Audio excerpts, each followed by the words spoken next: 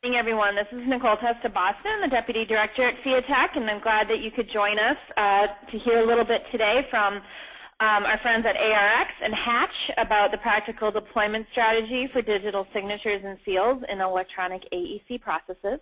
Before I go ahead and introduce our speakers today, I wanted to just go through briefly how to use the GoToMeeting toolbar that you have now in front of you that is unique to you. So if at any time you want to minimize it on your screen, you can hit the orange arrow at the top. You'll also note that as an attendee, you are on a defaulted mute setting. We do, however, encourage participation in your questions and any points of clarification you'd like. Please do so by using the Questions tab on that toolbar. You can type in anything right there, and it will go directly to me. At the end of the presentation, I will moderate a Q&A session with Kevin and John. And if we do run out of time, we'll follow up with you following the webinar. Last but not least, we will be recording this session, both the audio and the slides, and posting it on our website at fiatech.org. Give us a few days to get it converted and posted online, and you can then download it and share it with others. And so with that, I want to go ahead and introduce our speakers today. We have John Marchioni. He is the General Manager and VP of Business Development at ARX in the United States. He focuses on advancing ARX's objectives for market leadership through strategic partners. He has over 25 years of experience in global high-tech markets in business process automation and intellectual property licensing. Prior to ARX, he held management positions with companies focusing on process management and information security solutions, including Microsoft, Redix, and Burroughs Unis. John was appointed visiting scholar for informatics at UC Berkeley. He's also a member of the Security Council of the Gerson Lehrman Group. John is an accomplished speaker and has spoken at numerous industry and government conferences over the years. He's also been a panel speaker for NSF at workshops on grid computing and the cyber infrastructure, and is a member of the advisory board of UCLA's Center for Embedded Network Sensing. Mr. Marchioni served as Director of Technology Programs and advisor at the Gordon and Betty Moore Foundation of San Francisco. He earned his BS in Computer Science from the University of Pittsburgh. And I should mention, too, that ARX is a FIATech member. Joining him today is Kevin Rickley. He is a project engineer in Hatch's Engineering Technologies Project Delivery Group in Canada. As part of his group in Hatch that defines engineering work processes, automates what they can to improve efficiency and reduce errors, and provides coordination and global technical support to their major projects. He has worked as a chemical, piping, and systems engineer with Hatch for the last 23 years. Hatch is a multidisciplinary professional services firm that offers consulting, IT, engineering, process development, and project and construction management for the mining, metallurgical, energy, and infrastructure sectors. Hatch has been serving clients for over 80 years in more than 150 countries, and today Hatch employs over 11,000 people in over 65 offices. And I'd also like to mention that Kevin holds a Bachelor of Science in Chemicals from Queen's University in Canada, and Hatch, too, is also a FIATech member. So I want to thank both Kevin and John for joining us today. And John, I'll turn it over to you to get started. Okay. Thanks, Nicole, and thanks, everyone, for carving out some time to learn about our initiative for practical deployment strategy for digital signatures and seals in electronic processes for the AEC industry. We undertook this program under FIATech with a mission to create a reference document for what one would need or an organization would need to know in order to successfully deploy digital signatures and seals. Okay, the primary committee members were made up of Agile Frameworks, AIA, ARX, Hatch, and Target. And there is a document now that was completed, was stabilized and completed last quarter that you can pick up from FIATech. And this is targeted at any organization in the AEC market that has an interest in becoming more efficient, and efficient specifically through eliminating the paper that's generated when one needs to sign a document. Okay. So what's the problem that we're trying to overcome? Mainly, we're seeing a huge trend toward process automation. Firms are increasingly automating business processes in all directions, 360 degrees. This to eliminate, paper generated for workflow or content as it's passed around, as it's stored, and kept around for records and also for use for transactions. The issue that we've observed is that even though with this advent of automation, one component tends to be overlooked, and that's signature automation. So I think what people generally miss is that there are more things that are dependent on signatures, more processes, more documents, more content than they realize. So they will lay in a content automation system, something like OpenText or something like SharePoint, and only to find out that they've made a significant investment in automating up until the time they need a signature. And what are they doing? They're hitting that print button, and they're recontaminating that otherwise automated process with the thing they just spent a lot of money to get rid of, which is the paper. So what we've observed is a lot of paper is printed for no other reason than to get a signature, and it undoes the intention or the objective to stay automated. So there are a lot of signature-dependent processes and a lot of signature-dependent content and documents out there that we need to not overlook. Of course, the result, if you do overlook it, is you're right back where you started before you laid in that automated system, okay, for workflow or content management. And we all know that for efficiency, for cost overhead, I don't need to, I think, read off statistics, but paper is expensive. It's expensive to deal with just from, the basics. It's expensive to print, ship, scan, and then also when you're moving paper, it moves with more friction through your workflow, meaning if you have a hierarchy of authorizations that you have to capture on the document, it's going to be much easier to move an electronic document through that process than a paper document. Paper just eats up time. It also eats up transportation costs. The people that need to sign typically aren't even in the same location, but today's workforce is distributed. So you will eliminate delays. You'll eliminate friction in the process if you can stay electronic, and of course you'll save a lot of money if you're doing so. And there are some examples here of things specific to the AEC market that are signature dependent. There's two columns of things here. I'm not going to read them off. You'll get a copy of the presentation. And even beyond the things that are engineering specific, the digital signature solution, once it's laid in, can be used for all sorts of signature dependent processes within an AEC organization. An AEC organization has all the general functions, like an HR function, like an accounting function, like a purchasing function. All of those supporting functions for the engineering and construction business can also take advantage and benefit from the savings of a digital signature solution. So what's the potential of digital signatures? So, we have a couple data points here. Kevin's going to elaborate on how Hatch sees it, but a couple quick data points. Hatch is estimating the cost of a wet signature is $80 per drawing. And there are a lot of drawings. There are a lot of documents that need to be signed. Between 5,000 and 15,000 documents or drawings may need to be generated for one project.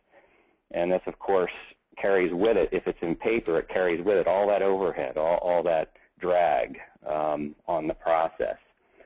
Braun Intertech, in a single process involving signatures, has avoided $100,000 a year in overhead costs since they've gone with just that one change, going from signing on paper to signing electronically or digitally with cosign. And they've also observed a measurable reduction in the cycle time for the same process.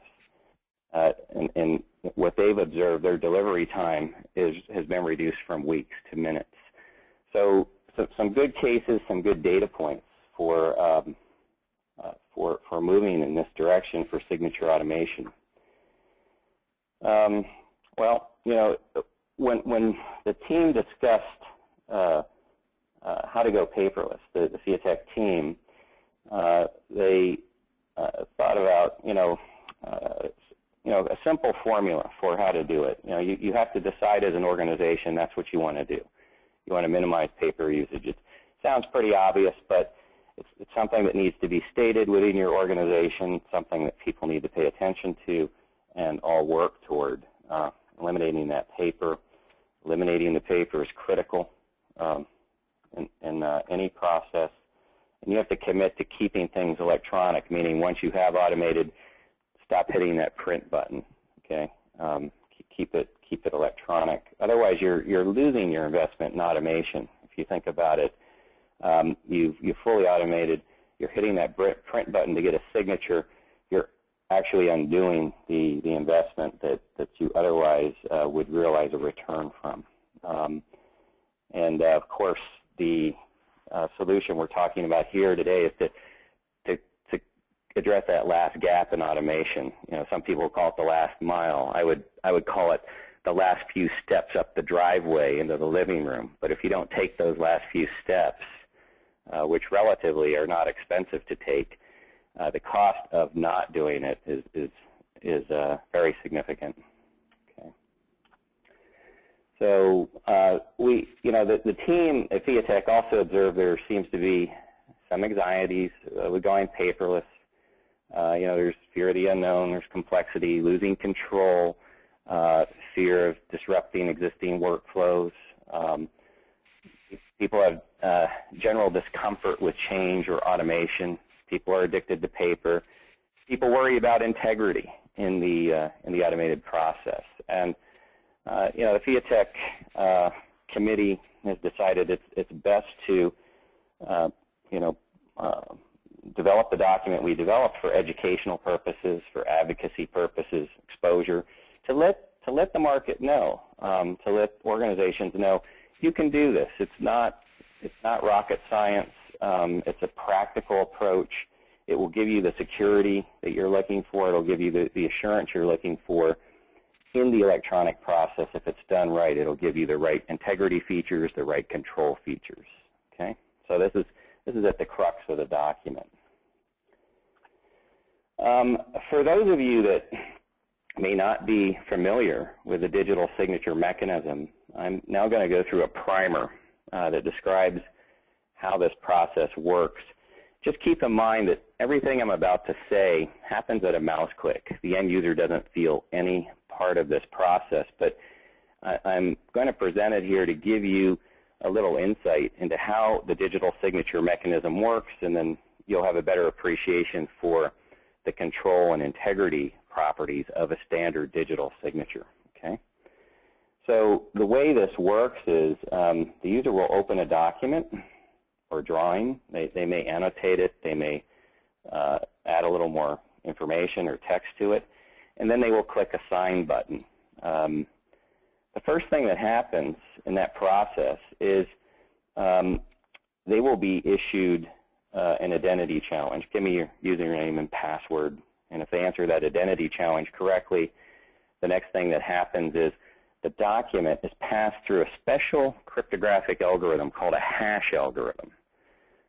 This is a one-way function, meaning you can't take the result of that function and reconstitute the document. But the purpose of the hash function is to give you a unique digital fingerprint of the document. It's a unique series of ones and zeros that only a specific document can produce. Okay, so think of it as the digital fingerprint or the digital DNA of the document. No two documents will ever have the same hash value. So if I take a document and I hash it, and then I take the same document and I make just one small change, say I change a lowercase a to an uppercase a, and I rehash it, several bits in the resulting hash are going to flip in value. something's changed. Okay, the hash is very sensitive, hypersensitive to change detection, and it is the integrity check component for the digital signature and for the document. Okay, so first thing that happens is the document is hashed. You get that unique digital fingerprint for the document. The next step involves the digital signature credentials of the signatory or the signer. Every signer has a set of unique digital signature credentials made up of a key pair, 2 keys, and an identity certificate. Okay? One part of that key pair is a private key. This is a large 1024-bit or 2048-bit integer that is unique to that signer. No 2 signers will ever have the same private key. It's impossible. This is ensured through randomness and certification of the product and how key generation is done. I'll talk a little bit more about that later. So, but the next step then is the private key is used to calculate a cryptographic operation over that hash value. Okay? And this results in the fundamental digital signature. It is a mingling through a cryptographic algorithm. It's a binding between that hash using the private key of the signer. So if you think about this a little deeper, what you're doing is you're actually taking something that's unique from the document's digital DNA or digital fingerprint, and you're combining it with something that's unique to that specific signer, their private key. And the result of combining those 2 things is a child that's unique to 2 parents, one being the document that contributed its hash, and the other being the signer that contributed their private key. So in this way, the digital signature binds the document, the specific document, to the specific signer, and also in this way, the digital signature is unique to every document and signer. Okay? And when you sign like this, you have a very strong binding then between signer and document. So this is a very fundamental but very important attribute of a digital signature. When you sign this way, you cannot later deny that's your signature. It's very strong binding between signer and document. Okay? The next step is you take the encrypted hash along with the identity certificate of the signer. The identity certificate is like a driver's license. It contains the identity of the signer, and it also contains their public key. The public key is the other half of that key pair. It is mathematically related to the private key. So the certificate, along with the encrypted hash, is embedded into the signature block, and that signature block is then embedded into the document at the metadata level. Okay? Any tampering with the document or the signature will invalidate the signature. Okay? So hopefully that process makes sense. Keep in mind that all happens in about 1 second. The user doesn't feel it. The user doesn't see it. Okay? And this is the standard. This is the only standard for electronic signatures, called the Digital Signature Standard. It is endorsed in the U.S. by NIST, in Europe by ETSI, the Internet community by IETF and WC3, also ISO and AEC. It is a standard that's been thoroughly peer-reviewed and vetted for vulnerability. And today, it is the only standard that is deemed to be immune to forgery as far as signature automation. Okay?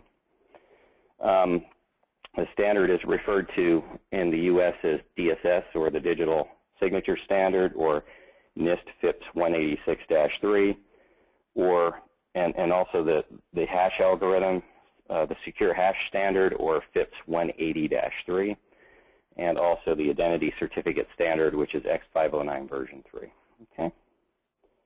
So that's a short primer on the mechanism. Hopefully it wasn't too boring.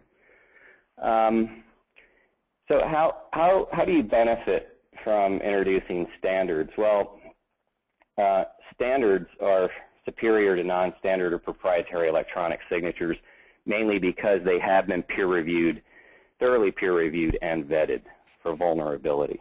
Okay? When you choose a proprietary technique, typically the only vetting or verification of the security of that technique is from a single source or vendor. It hasn't been openly peer-reviewed. So proprietary techniques are no longer really acceptable. Standard techniques are where one should be if one is worried about proper integrity and control. Standards also prevent vendor lock or vendor gridlock, which means if you apply a standard digital signature to a document, you can send that outside your organization, and somebody can open that document without using the same software that you use to create the document and verify the signature. For example, if you sign a PDF with my product, cosign, and you send it outside your organization, the person receiving it will only need the free Adobe Reader to inspect and verify the document and signature. Likewise, if you sign a Word document with my product, you will only on the other end need Microsoft Office to inspect and verify the document, or an Excel spreadsheet, or Autodesk AutoCAD, or Bentley MicroStation, or Lotus Forms. So the standard provides a couple of nice things for interoperability as well, and this also translates into a very durable syntax or format for long-term record archive. Because it's a standard, not only do you get the interoperability, but you can pull the record 30, 50 years from now from a record archive, and the technique for verification of the signature is known because it's a standard. You will be able to verify those records well into the future. And there are many solutions that are digital signature aware, that know how to inspect and verify standard digital signatures. Some of them are listed here. So what should you consider in digital signature solutions? Well, if you get the FIATech document, you'll see that the digital signature should maintain document integrity, meaning no tampering to that document or signature should ever go undetected. This is a basic property you'll get in all digital signatures. You will get a clear indication when a tampering has occurred. Okay. The solution should be compatible with your content authoring application, meaning as the digital signature is applied, the native application should be able to verify, recognize that signature. So a content authoring application, examples are Microsoft Office, Adobe Pro, AutoCAD, and so on. Anything that you use to create and edit your content. And then the signature should bind the signatory to the document in a way that the signatory cannot deny it's their signature. Okay. Digital signatures should also, the solution should also be compatible with your current governing policy and procedure. This has to do with user management, user provisioning, user authentication, meaning when you lay in the digital signature solution, you shouldn't have to retrofit or change the policy, procedure, or system that you're already using to manage your own users, your employees, your partners, your customers. The digital signature solution should be able to operate from those same policies and procedures. Just because you want to do signature automation doesn't mean that you should turn your infrastructure upside down. But let's take, for example, if you are an Active Directory shop, meaning you're using Active Directory, or I don't know, maybe you're using IBM Tivoli, or any number of user management systems. Those user management systems have a policy behind them that dictates how users are vetted, screened, and then given accounts in those user management systems, as well as authentication IDs and passwords. The digital signature system should be able to listen to those systems that are already in place, and when a new user is added, have their signature credentials or signature privilege issued, and also when a user leaves the organization or loses signature privilege, the solution should be listening again and automatically revoke those signature credentials. So if you're deploying a signature solution that's compatible with what's in place, that gives you, the organization, greater control over when to issue signature privileges and when to revoke them. And you can tie this into also digitized seals, meaning if you view the key parent certificate as the primary digital signature credential, you can store the digitized seal along with those credentials and have essentially the same control over when one can use their digitized seal on a document. So if they don't have any digital signature privilege, then they also lose their privilege to apply that seal, for example. And then finally, the digital signature, because it's a very good binding mechanism. It'll bind all the information in the document to the signatory, including if the digitized seal is present. This results in a strong binding between document, seal, and signatory as well. So any tampering with the seal or the document or the signature will invalidate the signature. Okay. So let me show you a few demos that might bring some of what I just discussed into better focus. Okay. So I have a Word document here. Hopefully everybody can see this. And I will just right mouse click and sign. I'll get a preview of what my visible signature looks like. And I can choose from a pull down of pre-established digitized signatures. Here's one even with a professional engineering seal if I wish. Here's another one with my company logo behind it. I can choose things like a reason code, what is my intention, why am I signing this document. I can also put in my title. I'll click sign. I will be prompted with an identity challenge. In this case, give me your username and password. If I answer the identity challenge correctly, you can see that now my unique digital signature was applied to this Word document. Okay? And there's a green check mark indicating the signature is valid. Everything's okay. I can also pass this to somebody else in the workflow. And that person can say, okay, this is a vacation request. Okay, have a nice trip. Okay.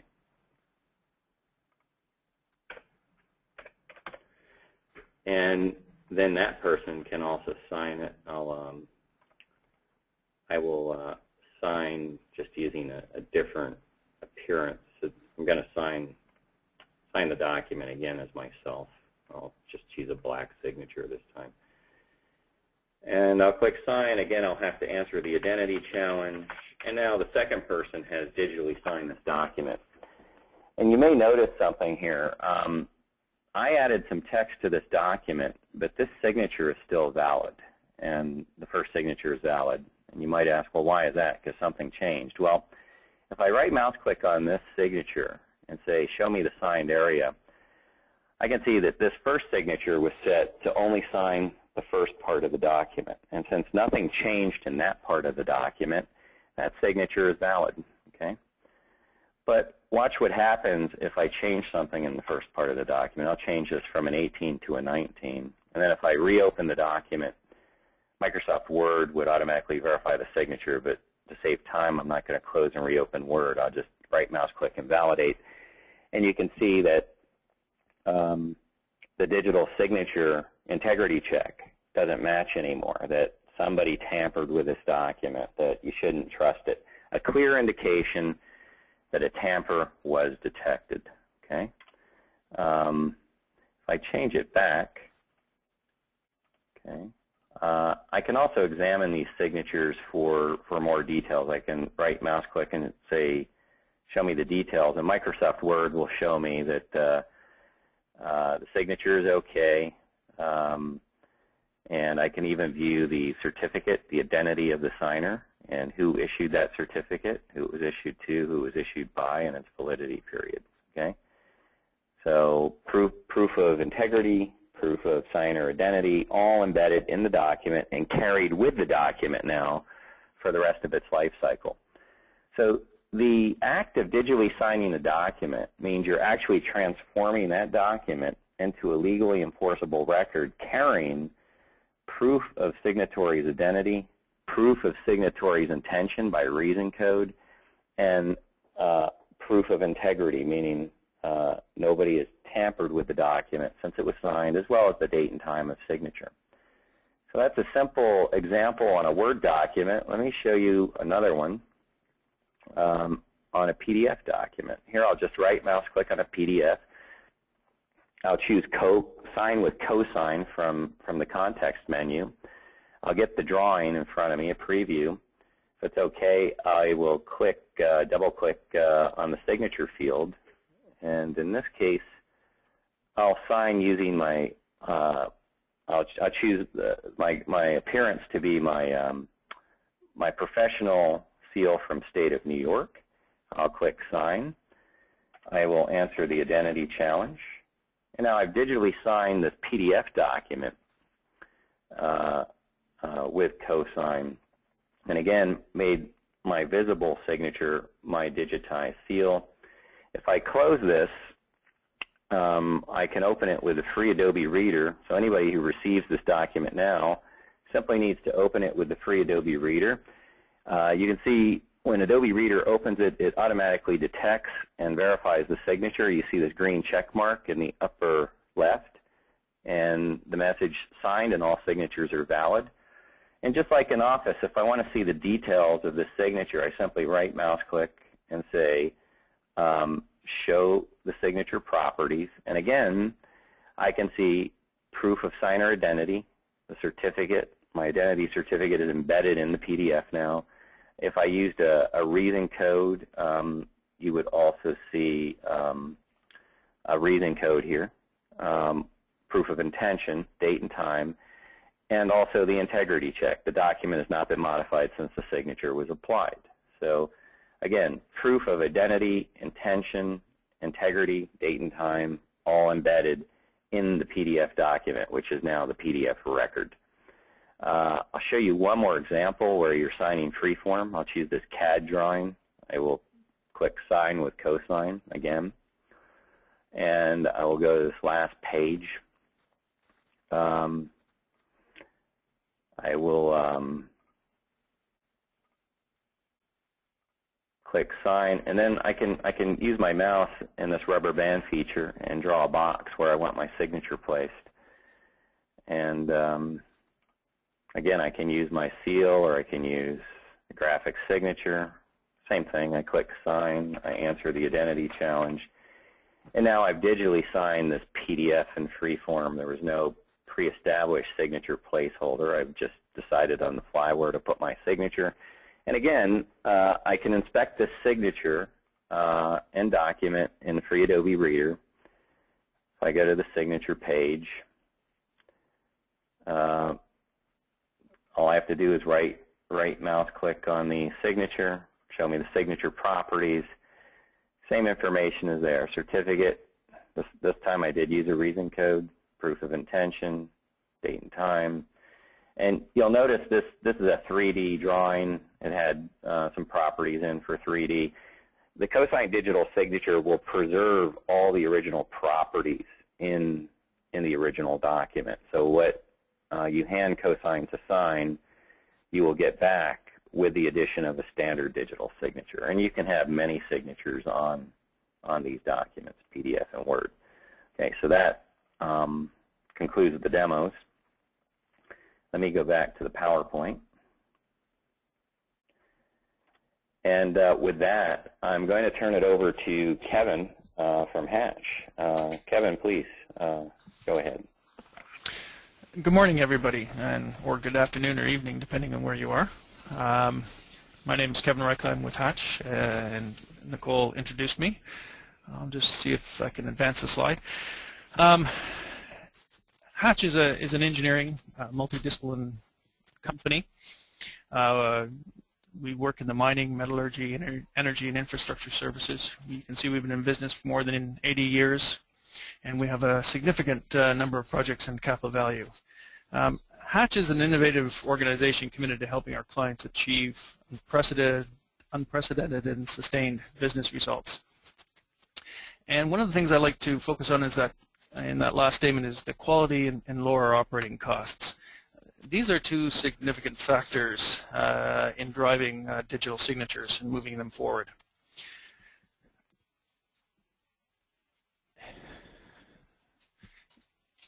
We have an electronic design process, which John has mentioned previously, that's interrupted by manually printing a document and wet signing that document.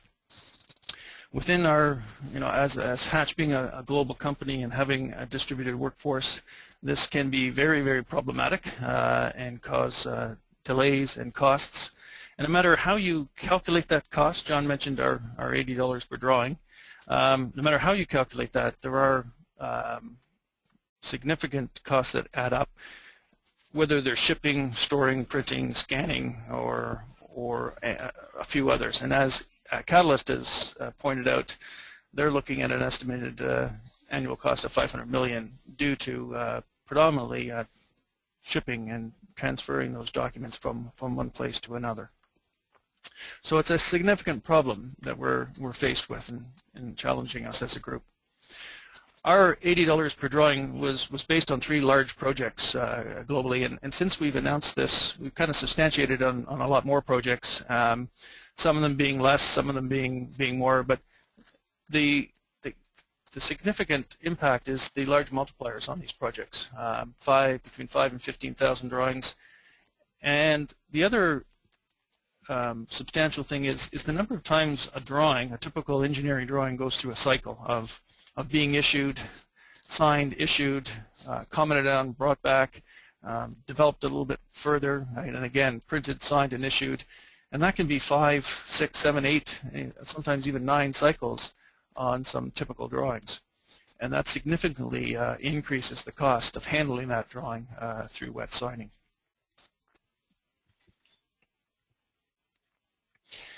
I think for us, as a design engineering company, the biggest productivity gain we see is in eliminating the delays of issuing drawings through that wet signing, gathering those signatures, handing a packet of 50, 100, 300 drawings, whatever it may be, to your document control people and asking them to issue them out on the same day.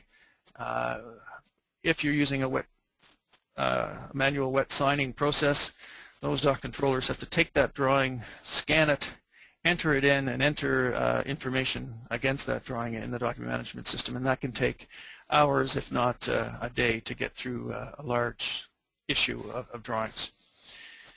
And typically, that causes delays for us in terms of getting those signatures and somebody running around trying to get people together.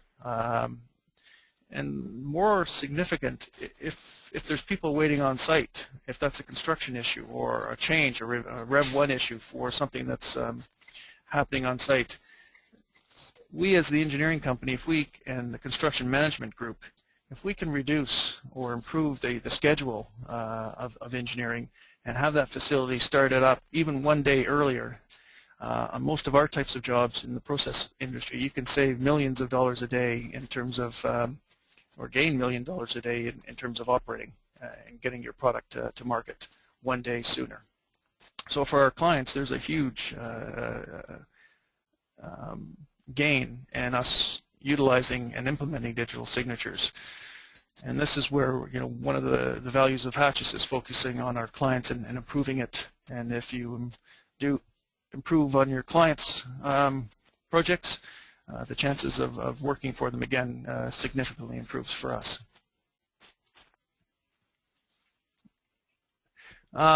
One too far.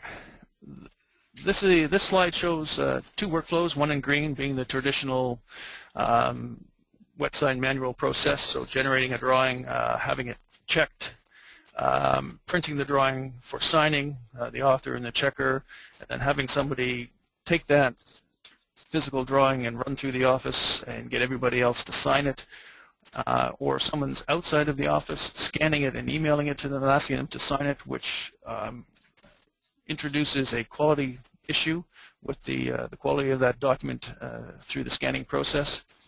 And finally, after it's all been signed, it has to be scanned for the first time or a second time and enter it into your document management system to issue if you are issuing those electronically. The other option would be is that drawing is then copied many times and sent out through a courier of some kind, again incorporating shipping costs and handling costs.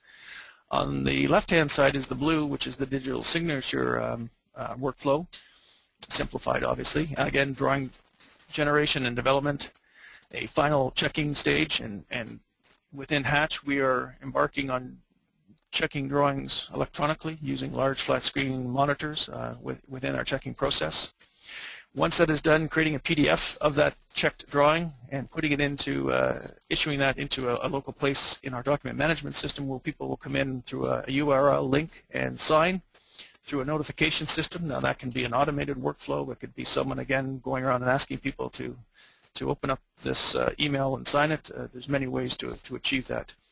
But again, you'll go through a similar sequence of having the individuals sign this drawing.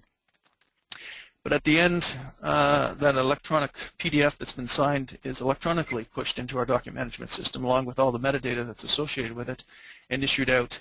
And again, what John has mentioned, in minutes rather than days or in sometimes weeks in terms of getting a large set of drawings together. And I guess the main point of this workflow is to show the two gaps in the blue workflow, which is eliminating printing that drawing in the first place and maintaining our electronic workflow, and then the one at the bottom, eliminating that scanning, which in our case constitutes a large amount of time and money and delays in issuing our drawing sets on projects.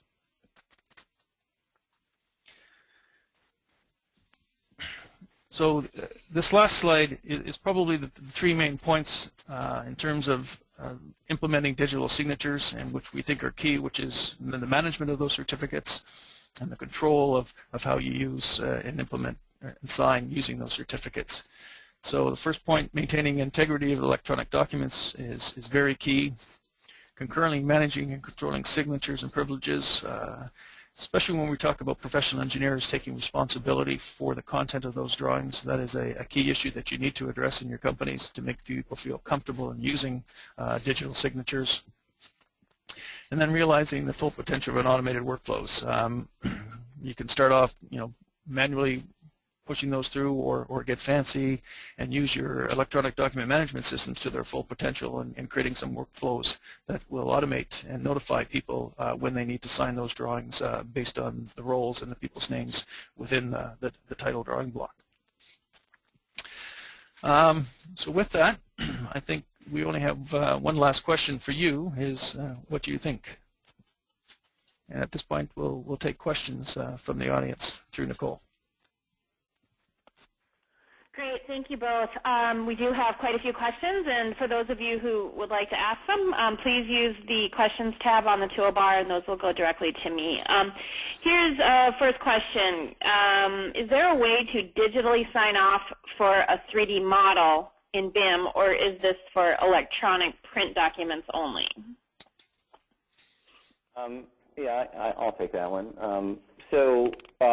There is, but it would require the cooperation of the content authoring vendor. So you would have to pick the vendor that's supplying you your BIM software, the thing that is used to create the 3D model, and then we will show them how to apply a digital signature using our toolkit.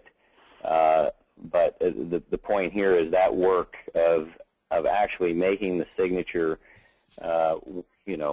fit on the BIM would need the cooperation of those that know the binary structure content of the BIM.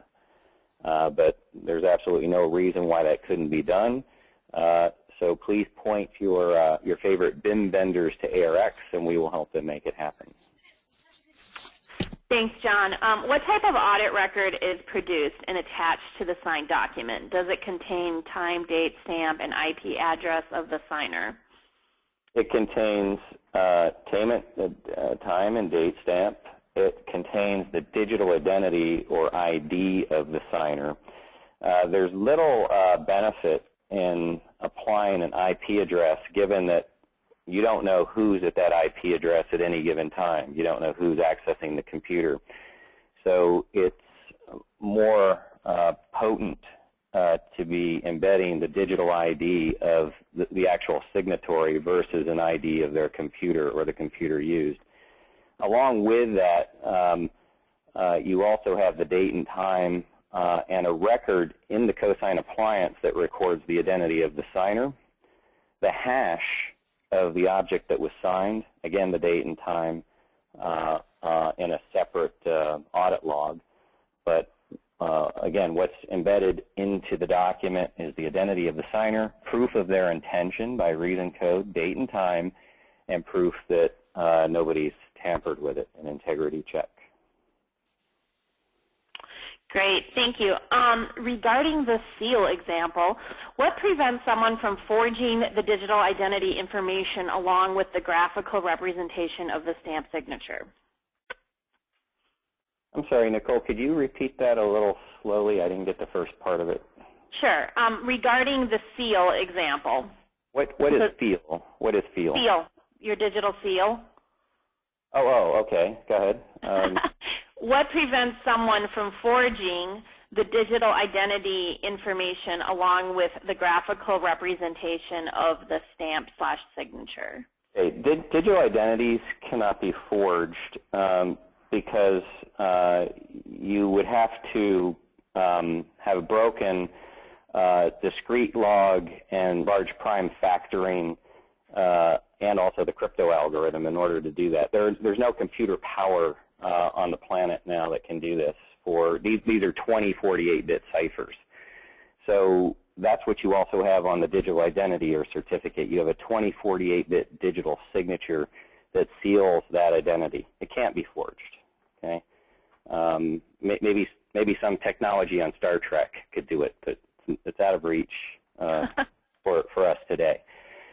As far as the digital seal, the organization has to maintain some management over when those users are provisioned. There has to be a witness that is either witnessing the loading of the digitized seal on behalf of the user, and this is probably the best way to go about it. Your central administrator should not only be verifying the user's identity before they're provisioned with digital signature credentials, but at that same time verify that they do have a proper seal for that locality or that jurisdiction and witness the loading of the proper digitized seal. And then once these things are loaded, modifying them is out of the control of the end user. They can apply them, but the management of modification, of adding users, of provisioning users is under the central control of an administrator within the organization.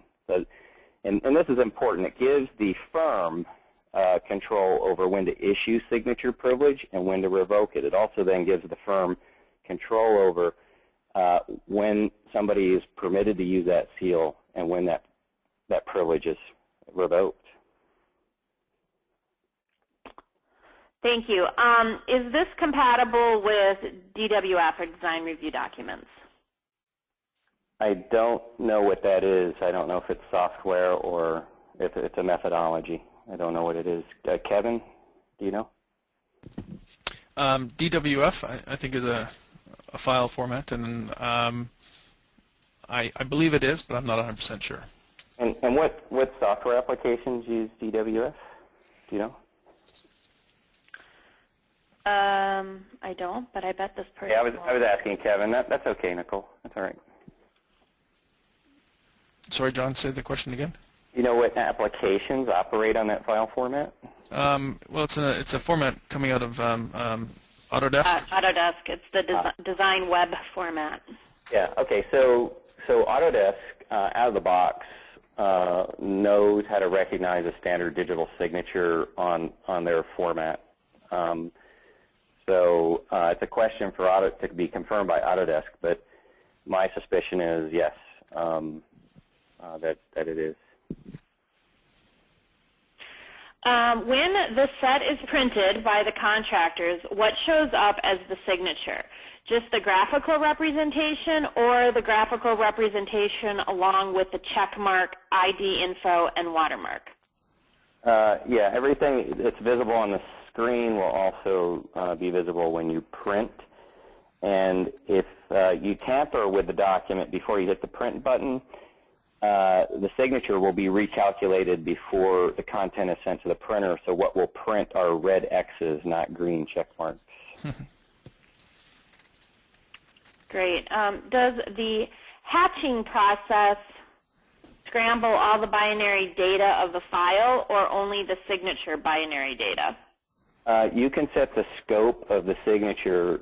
Remember the example I showed where you're just signing a section of the document?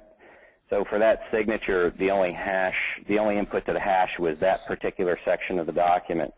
So you can set the scope of the signature, and I can show you a quick example what that looks like. If you would right mouse click here and click Settings, Scope of Signature, entire file, document content, the section only, include ActiveX properties, field codes, forms, and so on. So you have quite granular control over how to set the scope of the hash or the signature, or you can have it. Okay. Thanks. Do the courts here in the United States and elsewhere in the world deem the document signed electronically as a legal document? Yes. In the U.S., it's under e-sign, which is a federal statute, and that statute says when the law requires a signature, a digital signature is enforceable under the law. And in Europe, it is the EU directive for electronic signatures that essentially says the same thing. What would prevent somebody with administrator access to create public and private keys for somebody without their knowledge and then use those keys to forge a digital signature? Nothing, but this technology is like every other technology. If you cannot trust your administrator, any administrator can defeat any countermeasure in place. So this is not unique to the digital signature solution. This is the same thing. What would prevent the administrator in your facility from generating an access ID card with another person's name on it and then using it to access a sensitive area of the building? This question is not unique, and this problem is not unique to digital signatures. It is across all technologies and all countermeasures. Any poorly trained or malicious administrator will defeat any countermeasure you put in place. Location of the signature was identified on the Word document and PDF drawing. Is it the responsibility of the document owner to identify where the signature can be added? You can, or you can make it free form. The person signing the document can place the signature at the time they make it. In other words, you can use the preset fields, and that would be the document owner who's setting up the document template to add those signature placeholders. If the document owner doesn't want to do that, the signatory can decide where to place the signature on the fly. Okay, great. I do not have any other questions. Did you have any final comments, or could you provide maybe your email address, John, where folks could follow up with you directly? Sure. You can either send it to johnmark@arx.com or info@arx.com. Kevin, I don't know if you want to provide an email or not. It's up to you. My email is krikley@hatch.ca. And I'd like to just, for the audience, emphasize Kevin had a very interesting statistic at the bottom of this slide. The AEC industry is spending an estimated $500 million annually to move plans from one place to another using couriers like FedEx. I just want to point out that's a statistic that's about 11 years old. So we figure it's closer to $1 billion a year now. And in this construction market, this is engineering construction market, as a final thought, engineering and construction firms are in a highly competitive market, and their margins are, like all competitive markets, get thinner and thinner with competition because you have to drive down your bids or your proposals to win the business. So this is a very interesting statistic that says, why give up that margin that you could otherwise be putting in your pocket. Why give it up to FedEx or UPS when you could have that money in your pocket? And saving some time. And saving a lot of precious time, yeah. Well, on that note, thank you both very much. I do want to remind everyone that FIATEC's membership meeting is coming up just 3 weeks away in San Diego, October 15th to the 17th. We do have the agenda and the attendees who are registered so far all up on the member meeting website, which you can access from our homepage. If you haven't registered, please do so. We did get a hotel extension for our rates through this Friday. But they will likely be gone after that. So this is a good week to make those final plans and join us for an exciting week. And with that, I just want to thank John and Kevin again and hope you all have a great day. Thanks, everyone. Thank you, Nicole, John, and thank you for everybody joining in. Yeah, thanks, everyone. Have a great day.